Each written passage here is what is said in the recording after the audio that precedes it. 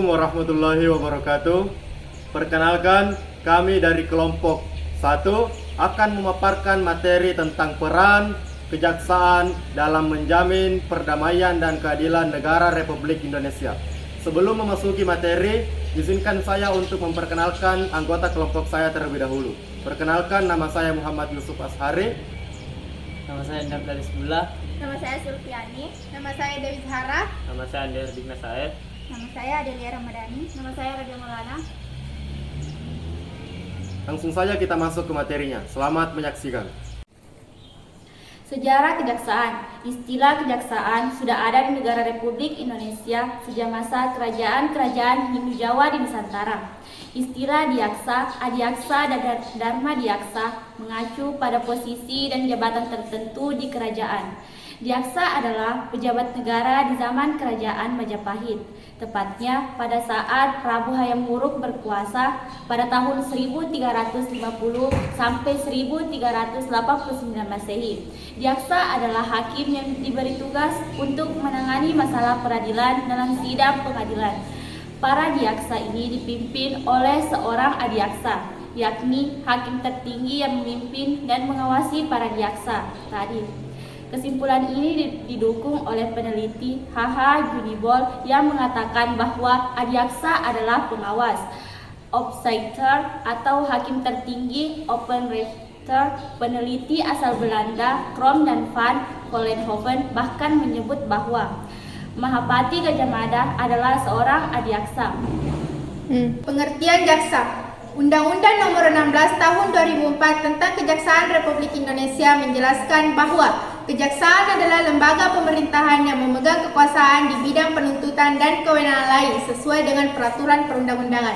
Definisi jaksa sendiri dijelaskan dalam pasal 1, yakni sebagai penjabat fungsional yang diberi wewenang oleh undang-undang untuk bertindak sebagai penuntutan umum dan pelaksanaan putusan pengadilan yang telah memperoleh kekuatan hukum tetap, serta memiliki wewenang lain yang berdasarkan undang-undang.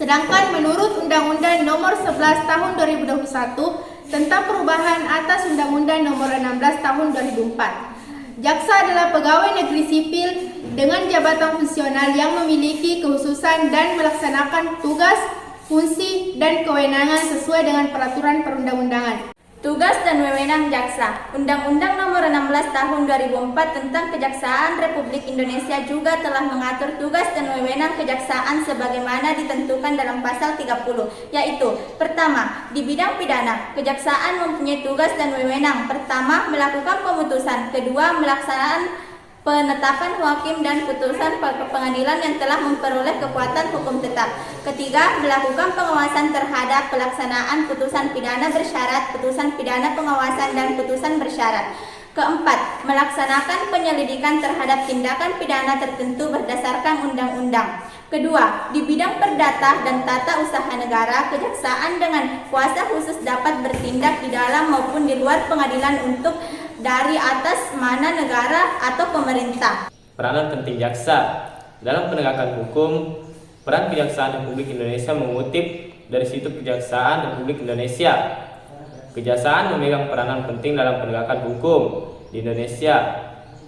Karena posisinya sebagai lembaga penegakan hukum dan keadilan, peran kejaksaan diantaranya menegakkan supremasi hukum, perlindungan kepentingan umum atau masyarakat, penegakan hak asasi manusia, serta pemberantasan korupsi, kolusi, dan nepotisme atau KKN. Secara khusus, Kejaksaan Republik Indonesia merupakan lembaga yang menjalankan kekuasaan di negara di bidang penuntutan.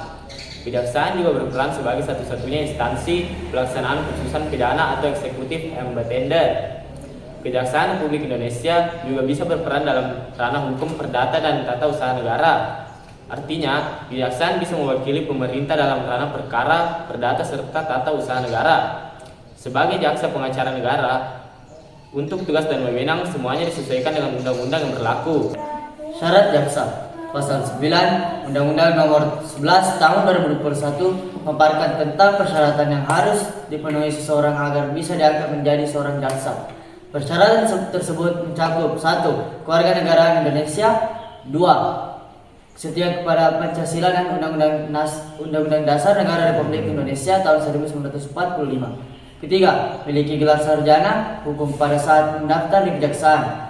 4. Memiliki usia maksimal 23 tahun dan maksimal 30 tahun, serta sehat secara jasmani dan rohani. Selain itu, calon jaksa harus memiliki integritas, wibawa, kejujuran, keadilan, dan perilaku yang tidak tercela.